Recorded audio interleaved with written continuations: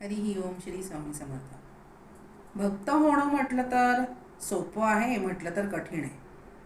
केवळ माळा ओढणं, देवळामध्ये जाणं, मठामध्ये जाणं, पूजा अर्चा, पोथी पारायण हे सर्व काही केलं म्हणजे तुम्ही भक्त होत नाही बरं. हे करूनही प्रपंचासक्तीने राहणारे, आदळापट करणारे, वैरभाव ठेवणारे असे खूप लोक या जगामध्ये आहेत.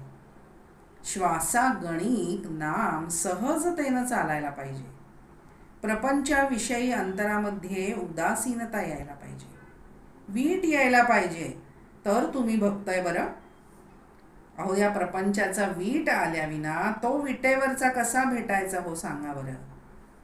प्रपंच काही सोडून द्यायचं नाहीये, जंगलामध्ये हिमालयामध्ये जायचं नाहीये, पळायचं नाहीये, आणि ते सोपंही नाहीये बरं. प्रपंचामध्ये राहूनच प्रपंचाची आसक्ती सोडून मनाने भगवंताचं आपण होऊन जगायचंय बरं.